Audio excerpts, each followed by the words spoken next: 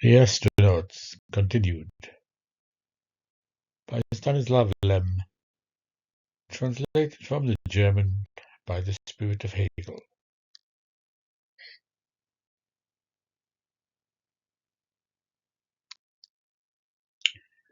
The flight into the clouds.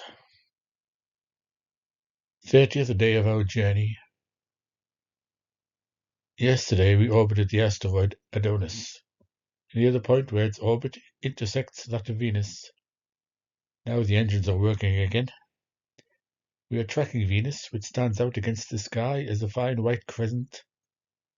Unlike the scientists, I have nothing to do in my off-duty hours. In a fit of desperate boredom, today I took apart the helicopter's engine, cleaned its already clean, shiny parts, and reassembled them. I tried to devote as much time as possible to this activity. I've already read all the books on astronomy in my suitcase, and have also studied the unfortunately very meager material concerning the planet's atmosphere, because in Venus airspace I have to pilot the aircraft.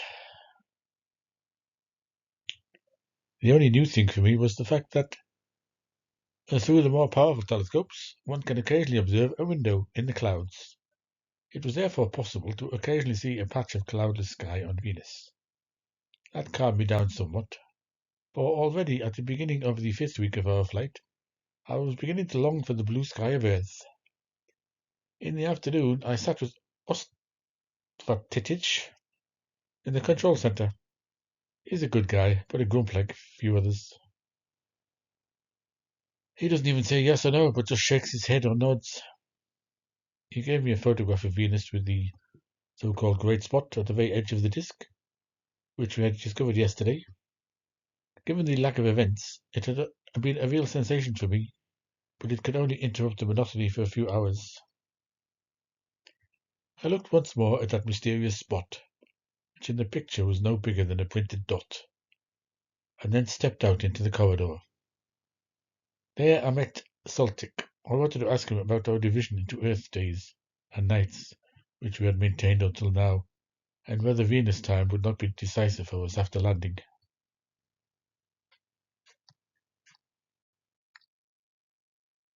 But I forgot about it when he told me that starting tomorrow, the rocket's flight speed would be significantly increased. A test flight at top speed is to take place on the half-million-kilometer stretch that still separates us from our destination, which will save us almost 4 days of travel. I'm very pleased about this. The two navigators did, after dinner, cite all sorts of serious technical reasons for their decision, but I can't shake the thought that, just like the rest of us, they wish nothing more than to shorten the already unbearable period of anticipation. 31st day. From early morning on, we were busy with feverish preparations. The securing of all items in the cabins and the supplies in the cargo holds had to be checked, the condition of the equipment checked, and the crawler chassis, hidden behind the large hatches in the lower deck, inspected. The work was carried out according to a long-prepared plan. I buried myself in the bow compartment of the Cosmocrator near my aircraft, and even forgot to make it to the radio news at 11. When I finally entered the control room, the others were already lying in their seats. I lay down as well and buckled myself in. Saltic waited a few more minutes. Then, at 12 o'clock sharp, he switched on the device that extracted the cadmium shields from the atomic column. The engine noise, which had been barely audible until then, grew louder. I had the large fluorescent screen of the television with the white disk of Venus before my eyes. Above it, the scales of a series of measuring instruments glowed. The speedometer needle moved to the right.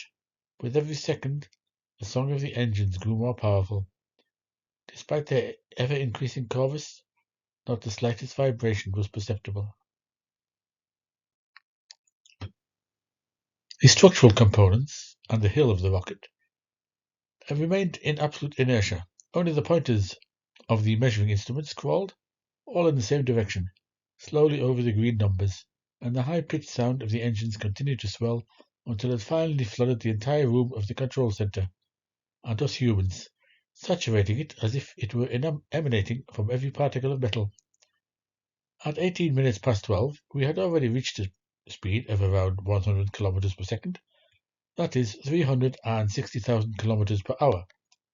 The stars remained still motionless, but the disk of Venus toward which the bow of the rocket was heading grew. At first it was a silvery opalescent disk, the size of the moon. After a while I could already see its curvature, like a white sphere being inflated. It took up an ever-increasing space. Only a narrow dark border separated from the frame of the fluorescent screen. One more minute and it filled it. The needles of the radar rangefinder ticked forward steadily, while the other planets, like Earth and the Moon, changed their appearance as we moved away or closer, constantly revealing new details or changing their surface. Venus still shimmered in the same dim light like an unreal, enigmatic milky sphere. The flight at top speed lasted just under an hour. On the fluorescent screen, the sky had long since disappeared. Only an all-encompassing, boundless white mass, here and there merging into silvery and cream-colored stripes, filled it. Suddenly I had the feeling that the rocket was about to roll over. I closed my eyes. When I opened them again, I saw Saltic, switching the predictor. The dizziness disappeared. The cosmic crater stopped rotating on its axis. At the same time, the engines fell silent. The silence that followed roared in my ears, allowing me to hear my own slow heartbeat. With a push of a lever, Saltic pushed his chair close to the main telescreen. Please give me the altitude every 10 seconds. He turned to me. I nodded. Saltic placed both hands on the control levers and leaned forward, as if he were about to jump into the screen. 19,000 kilometers, I said. 19,000 kilometers still lay between us and the planet. Clouds swam beneath us like an endless, shimmering ocean. In places they blinded us with the bright, sparkling sunlight. Then again they formed deep cracks and swirling cliffs. The cosmic crater flew around the planet like a stone tied to a long rope. The growing centrifugal force pressed us into the upholstery of the chairs, whose faint creaking was clearly audible. 17,000. I looked at the speedometer. We were still traveling at 60 kilometers per second. If the rocket came into contact with the planet's atmosphere at this speed, it would inevitably explode. I looked back at Saltic, leaning forward, his hands on the control levers. His dark figure remained motionless in front of the light screen. 16,300. Suddenly the image below us rotated and stood upside down. A brief jerk went through the rocket and threw us forward. A purple flash flickered in the screen and disappeared. 15,800. Another jolt, quicker than the previous one, but longer lasting. Again purple flashes shot from the nose of the rocket, branching out into a flaming spider web, which we flew through in a fraction of a second. It was the exploding deceleration rockets. 14,000. Thunder upon thunder now rumbled from the nose and reverberated through the entire spacecraft. Muffled crashes, impacts, cascades of explosions, interspersed with brief silences. The white sea of clouds lay diagonally below us. Tilted slightly downward, the cosmic crater raced overhead. I realized that in accordance with the classical rules of astronautics, we were now spiraling around the planet. 12,100. In the distance, the milky clouds billowed, ever more clearly visible, an endless plain carved from light and shadow, and above us stretched the black, eerie sky. 8,000. 8,000 kilometers still separate us from the planet. That is 3/4 of its diameter. Saltic pulled his head between his shoulders and leaned even further forward. The spaceship brightened up and vibrated like a taut quartz string. At the same time, the image before us half turned, lay on its side, and glided back into the depths. The engines started working again, slowing our descent. Their sound bore no resemblance to the usual singing during the journey. The atomic gases were forced through the long central tube and violently backed up due to the high speed of the flight. At the tip of the rocket, they formed a glowing cloud, which the cosmocrator penetrated, trembling and whistling like a grenade. I had to shout with all my might, so Salty could hear me. 1,900. The clouds flowed into each other, burst open, and rushed backward like the foaming waves of a waterfall. On the flat surfaces, which shone dully like mother of pearl, I glimpsed a thin dark line, the shadow of the rocket. It plunged into a hole, disappeared into the depths, and after a while bounced back onto a sunlit cloud that looked like solidified golden foam. 600. Into the whirl of the inhibiting explosions another sound suddenly mingled, soon becoming so loud that it was clearly distinguishable from the noise of the engines. It was such a sharp hiss that it hurt my ears. At the same time, the previously immobile needles of the aerodynamic instruments began to tremble, as if under electric current. The hiss grew louder and turned into a sharp whistle. The planet's torn-apart air shell howled. The clouds ripped aside. 480.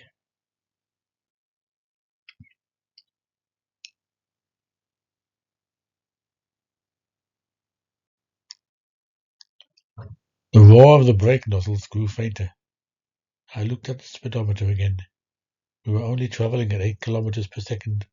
The increasing density of the atmosphere offered the rocket an ever-increasing resistance.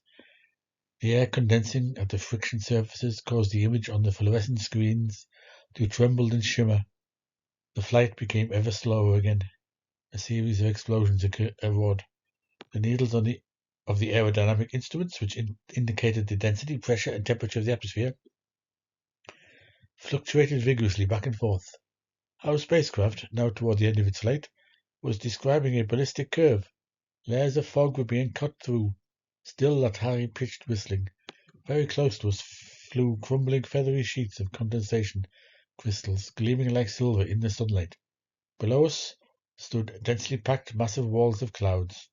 We raced towards them with terrifying speed. Another moment, and the fluorescent screen went out, as if shrouded in thick smoke. The cloud clusters scattered like a flock of startled, lumbering large birds. 30. 30 kilometers, and we were already in the clouds. They rose unusually high above Venus. The atmosphere was so dense that even our relatively low speed produced a piercing howl that rose from the lowest vibrating booms to the shrillest whistle. Visibility was zero. Sometimes we were immersed in a dark yellow twilight. Sometimes we were racing through a milky, billowing haze filled with rainbows. Soltic switched the television to the radar, but it didn't help much.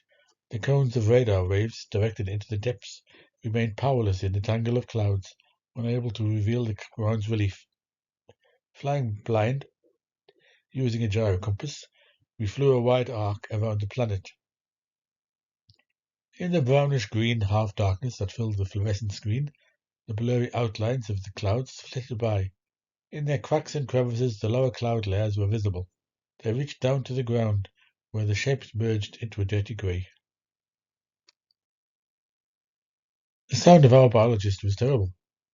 Dull roar. Staring at the screen for so long. Constantly. I temporarily fell victim to a visual illusion. I had the sensation that the sea spray was bubbling beneath us and the waves were crashing. This illusion was already so strong, after an hour, that I had to avert my gaze from the screen for a while. Saltic continued to descend. Only 8,000 meters separated us from the surface of Venus. Visibility was still zero. As the aerometric instruments indicated, small solid particles were floating in the atmosphere, acting like radar jammers. I was curious to see what Saltic would do, but of course I didn't ask him. At first I was disappointed, then I became impatient and finally angry. I had waited so long to board my plane, and now, as this moment approached, I feared I would get lost in these damn clouds. The image on the screen changed. Saltic had been sending out increasingly shorter and more intense radar waves. 1 centimeter, the wave sensor reported. Half a centimeter, 3 millimeters. Suddenly the dense cloud masses blew away and disappeared. I glimpsed the surface, but couldn't distinguish much. The bumps and ridges of the terrain merged into greenish brown, fluttering stripes as they sped past. Soltic continuously operated the levers, switched on the engines, and then increased the braking effect again until the speed had dropped to the minimum limit and the rocket was traveling only about 300 meters per second. We flew over a wide plain that seemed to be covered by dense forest, vast tree tops or some other fantastic growths, giant bushes, clear-cut thickets. Unfortunately, everything flashed by too quickly to capture any detail. When the spacecraft had descended to a depth of 4,000 meters, I was seized by doubts as to whether these strange formations were even growths. But before I could fully contemplate them, they had already disappeared again. Flat, gently sloping hill ranges appeared. Here and there the clouds did not reach the planet's surface. In one of these gaps, amidst the languidly drifting sea of mist, stood a blue spot, motionless, obscured by black walls. It was a mountain peak. The ground rose, the altimeter's range fluctuated at 7,000 meters. Below us, wide, curved mountain slopes passed by. Sometimes the light glided as if reflected off a sheet of ice. Then the gigantic panorama of towering rocks and deep valleys sank into fog. The rocket gained altitude again, 19, 10, 11,000 meters. The whistling of the evaporating gases faded. Finally, Soltic turned to me, without a word, but I read from his look that my hour had come. Osvetich took over the controls, while the rocket continued flying, immersed in a milky mist. We held our meeting. My first and most important task was to determine the exact composition of the atmosphere. In accordance with the previous assumptions, it turned out that its extent was more than twice that of Earth. The pressure of an altitude of 11,000 meters was 690 millibars, almost as much as at sea level. According to our chemistry report, the clouds had a very different composition and density. They formed several superimposed layers, the uppermost of which was composed of polymerized formaldehyde and particles of a mysterious substance, whose detailed investigation was postponed until later. The lower layers contained, aside from formalin, an insignificant amount of water. 5% oxygen and 29% carbonic acid were detectable in the atmosphere. With regret, I gave up my quiet hope that the scientists' assumption would prove to be erroneous and that it would be possible to move over the surface of Venus without a diving suit and oxygen tank. Flying through the dense overgrowth, it was impossible to explore the terrain, and maneuvering the rocket at an even lower altitude posed a risk. We therefore decided to land. In the approximately 7,000 kilometers we had already flown, there was no signs of the activity of sentient beings, but we were firmly convinced that they existed on the planet. After landing, we would begin our work of discovery, initially within a limited radius and with the utmost caution. One Venusian day in this area corresponded to 6 Earth days, so we had plenty of time. Osvetich headed back toward the lowland we had noticed earlier. The ground had to be thoroughly examined, and the flattest possible landing place had to be found. I climbed up to the upper deck and put on my diving suit. When I returned, the others surrounded me. I didn't want to say goodbye to anyone, and immediately went with Soltic through the narrow shaft into the bow compartment. There on the catapult rested my aircraft, long, narrow, a steel droplet with wings bent far back. Since the cabin was hermetically sealed, I took off my helmet, which restricted my field of vision. So you know, don't you? Soltic asked. I gave him a firm squeeze on the hand, swung myself onto the wing, and in one leap I found myself in the cabin. I put the helmet under the seat so I would have it handy at all times. I turned on the lights, switched on the meters, and checked the oxygen apparatus valves again. Then I looked at the engineer. He was excited, but tried not to show it. "We're about to shoot you down," he said, "but I think it's better if we check the connection again." I just smiled. Soltic had already checked the connection about 100 times. For the last time that morning, he went out. I closed the transparent hood over my head, tightened the gasket screws, and braced myself with my hands against the controls. The second hand spread across the glowing dial. There, a crackle in the headphones, and immediately afterwards, a friendly voice. "Hello, can you hear me?" "Excellent. We're now at 9,000 meters. Speed 960. Everything okay?" "Yes." Then you can start the engine. Contact? Yes. I pressed the ignition button. In the light green gloom surrounding me, a red light flared. Ready, pilot? Ready. Attention. With a deafening crash, the bow plates popped open, and I sped through the glowing exhaust gases, as if from a gun tube. A stream of light shot towards me, instinctively like a swimmer fighting the whirlpool. I compensated for the steering inputs. In the light that fell from all sides through the curved windows, I flew headfirst like a fly in a drop of bright, clear amber against the swirling fog and clouds. The howl of the roiling air pierced my ears. I felt as if the cabin would shatter under the air pressure. The initial speed the catapult had given me decreased rapidly. Soon the plane was flying under its own power. I stared into the grey fog that raced past the sides. Suddenly the air above me cleared, as if someone had driven a glass knife into it. Bluish light fringed the clouds with bright edges. A whooshing and whistling sounded. Then veritable floods of water cascaded down. I immediately realized that the cosmic crater was flying close above me, and that the phenomenon was caused by the escaping atomic fumes. I applied the rudder too quickly and get the aircraft out of this dangerous vicinity. A full recoil of the gases from that close range had been enough to tear off its wings. "Hello, how are you feeling, pilot? Are you flying?" came a voice from the receiver. I answered in the affirmative and indicated my course according to the gyro compass. "We'll be tacking. You can go lower." Through the window I saw nothing but billowing fog. Instead, the outlines of the terrain below me slid continuously past on the small round screen of the onboard radar. With a slow movement I'd done 1,000 times before, I leveled the plane and began to fall like a stone. On Earth, I don't even need to look at the altimeter, because with a certain amount of experience, one can orientate oneself quite well by the apparent size of mountains, cliffs, or rivers. Here, however, I kept an eye on the scale and simultaneously watched the radar screen. When the rate of descent became too great, I brought the plane down. I was still in the fluffy cloud cover. Below there was no trace of a forest-covered plain, only long, broad, bare hill ridges, resembling frozen waves, drifted by. I informed Soltic. "Head for 1.5 degrees east," he said. "What's wrong with your radio? Is the sun clear?" He meant the automatic signals my radio was transmitting, which allows those on board the cosmic radar to constantly determine the aircraft's position.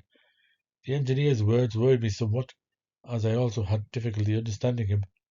At times a slight crackling noise disrupted the reception. I followed the instruction and set the rudder to the left.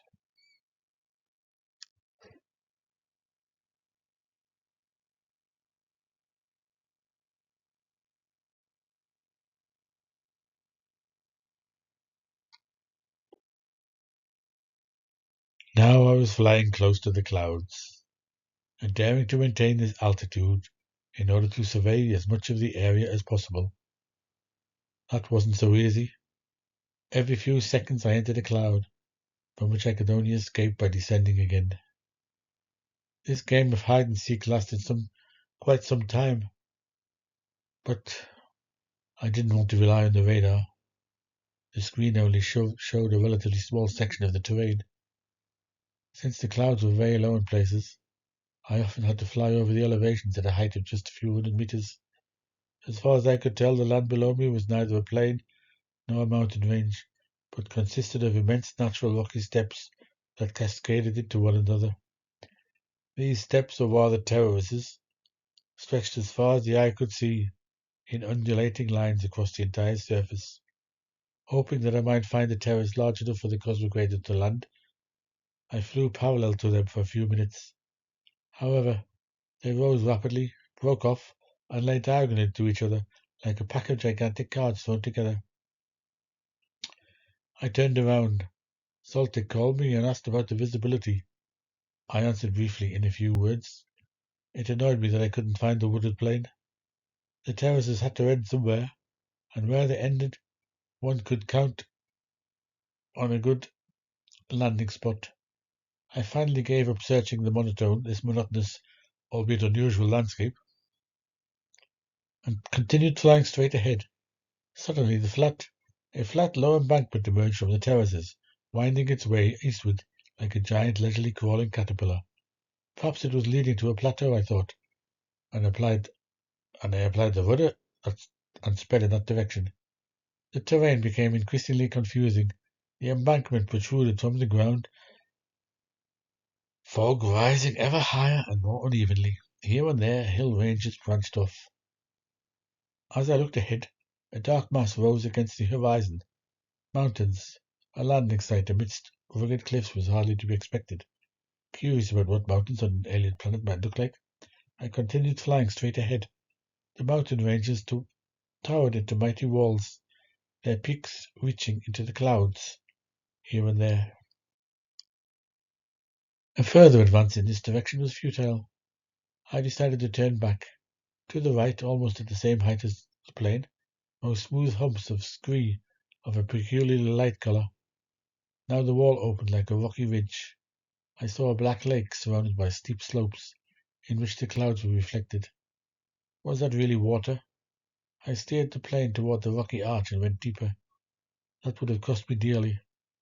As I had failed to anticipate, a massive whirlpool had formed in the narrow passage, which now hurled me upwards and then dragged me into the depths with such force that I almost crashed over the middle of the lake. I had to raise the plane vertically and apply full throttle to escape this abyss. I succeeded. For a moment, despite desperate rudder movements, I was so close to the water's surface that I could clearly see small waves and rock formations shining from the bottom. I had discovered an ideal place to land, or rather to splash down. The cosmocrater could land on the lake. I only had to look for a favorable approach, as threatening, jagged cliffs rose on three sides. I therefore pulled the plane up to an altitude of 3,000 meters to get a better view of the mountains. For a while I had sensed that something had changed, but at first I couldn't determine what it was. Suddenly I flinched. The buzzing in the headphones was gone, so they were no longer receiving. I touched the contact. It was fine. "Hello, Engineer Soltic," I called. "Engineer Soltic." Silence. I turned the control knob. Crackles in the earpieces, once and again, and then a whole series of short and long noises flooded me. This wasn't the usual cracking caused by electrical discharges, but a constantly ebbing howl, which even included semi-melodic passages. I turned the control knob further. The sounds died down.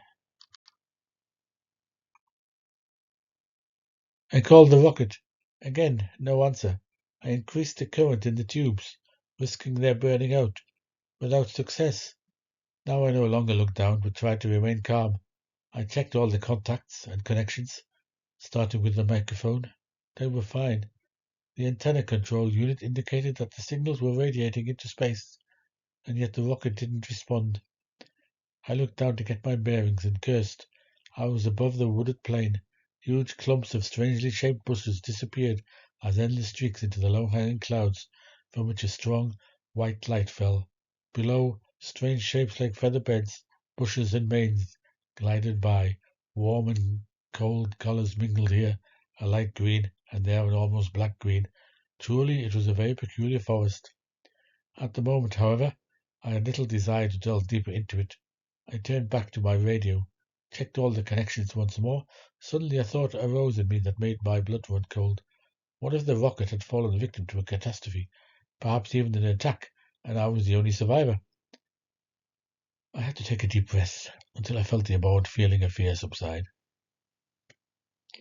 Then I gritted my teeth, looked down at the forest once more, and considered what to do. The fuel would last for about 2 hours of flight. The oxygen considerably longer, perhaps even 2 days. The food situation was worse. I only had some concentrates and 2 thermoses of coffee with me. Circling until the tanks were empty was pointless, because the chances of spotting the rocket by chance were infinitely small with this low cloud cover. But when I landed, I could try to get the radio working again, and in case the rocket flew over the area, signal my companions, or take off and follow them myself. I didn't expect much success from this. Nevertheless, it still seemed to be the best option. I just had to find a suitable landing spot. My plane, equipped with special air brakes, only needed a 50-meter long, reasonably flat area to land. I descended ever deeper, until finally, at the lowest speed, I almost touched the treetops. How great was my astonishment when I convinced myself that they weren't plants at all, but tall, eerily shaped crystals, or mineral infiltrations. In some places, they seemed to be intertwined with thick veins formed from a dark green mass and ended at the top in shrub-like sheaves of gigantic needles. In other places, multi-fingered tubers, tangles, and umbels rose, structures of colourful rock that gleamed cold as ice. Landing the plane here was impossible. Hoping that this dead forest must end somewhere, I continued flying straight ahead and increased my speed to the maximum limit. As far as I could push the throttle down. The engine ran smoothly. Had I not been in such a dangerous situation, I would certainly have enjoyed the kaleidoscope of colour refractions passing beneath me. Quite unexpectedly, the earpieces crackled. Through a torrent of shrill whistling and rattling, I heard Saltik's voice. Report, pilot, pilot. I immediately called the rocket, but received no response. After a few seconds of anxious waiting, I heard Saltik speak again. He hasn't been in touch for 20 minutes. He must have said that to one of his companions. Shall we continue tacking? Someone asked. It seemed to be Arseniev. Engineer, I shouted. Attention, Cosmic Raider. We're continuing tacking, Saltik replied. I shouted, screamed, and yelled, but no one answered me. Only isolated broken words reached my ears. Saltik was consulting with his companions. I looked at my radar screen, which was supposed to show me the direction in which I should look for the rocket. Instead of the glowing spike, I saw a chaos of flashing rays on the round disk. It was reminiscent of the interference caused by strips or sheets of aluminium foil. I was overcome with rage. Saltik's voice grew weaker and was finally drowned out by the increasingly loud crackling and rattling.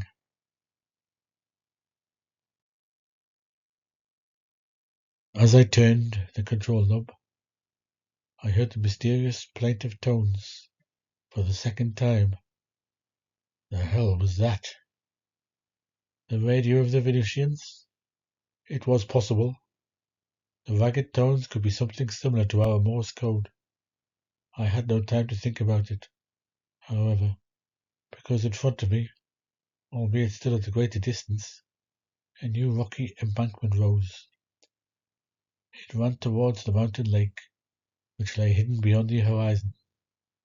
The area of dead forest broke off in a perfectly straight line on both sides. Beyond it lay a plain crisscrossed by gentle undulations and shallow, rounded little depressions. I couldn't dream of a better landing place. If I was mistaken, the ground was smooth as polished stone. I throttled off the engine above the last rows of dead trees. It seemed to me as if the forest was separated from the plain by a narrow, dark strip. But I had to concentrate. Sharply now, I extended the landing flaps and pulled the control stick toward me. In the sudden silence, the wings emitted a fading deep woo sound, a slight bump, and a second, the wheels had touched the ground. The aircraft rolled a short distance further, then stopped. Tilted slightly forward, it rested on the folded, slightly sloping ground, the soil of the planet Venus.